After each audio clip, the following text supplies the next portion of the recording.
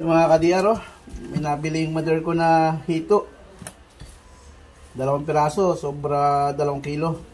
Lilinisan natin siya. Kailangan natin itong sapin na basahan para mahawakan natin. O ba, lakas mo.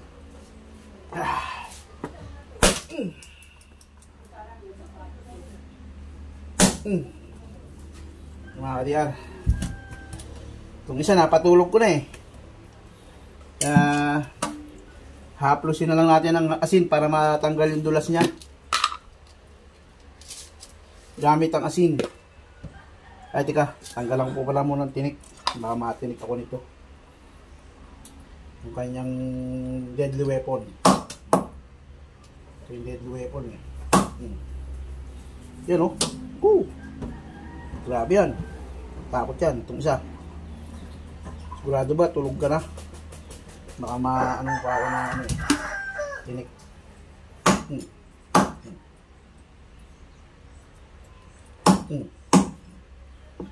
Ayan. Tapos mga ka-DR, haplusin natin ang asin para mawala yung dulas niya. Ayan. Bah, magalaw yung katawan niya sa asin ha. Siguro na anoan siya. Nasaktan.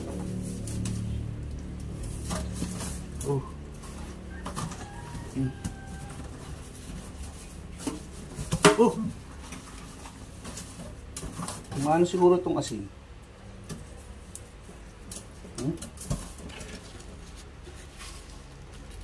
Isa. Parang brush eh. Oh, kumagalaw yung laman eh. Takot sa asin.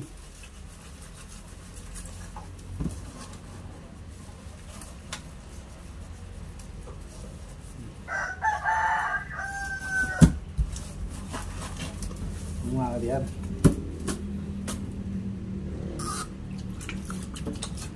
Dulas. Tapos, tanggalan natin siya ng tuka. Ano ba mas malaki ng isa? Ito ang ihawin. Tanggalan ng tuka.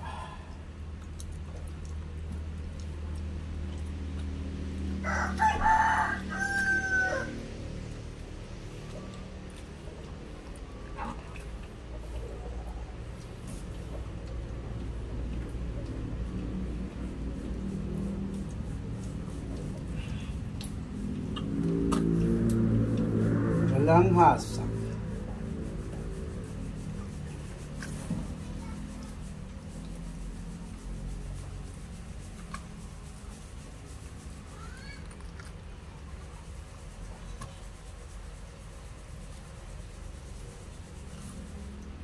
Yun. Ka-DR oh. Yung asang niya. Hindi nakuha yung ano, abdo ah. Nakuha natin yung abdo.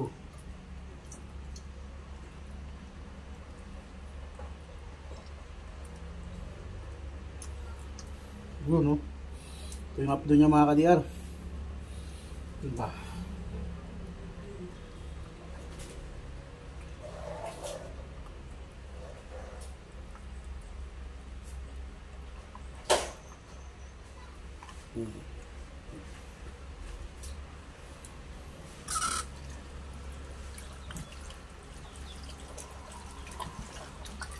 Oh, buhay pa. Mariusip. Tagal ng buhay mo, Brad. Tagal ng buhay nito, ha, ka-DR. Wala nang dito ka tsaka asang.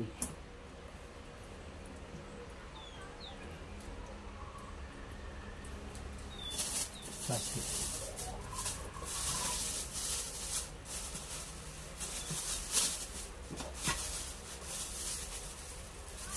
Yun, no?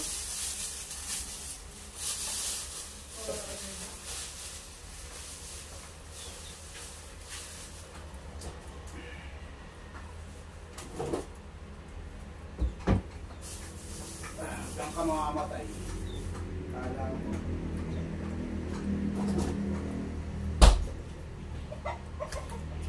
Nilagay ko siya ng buhay sa rep, ka-DR. Tapos pang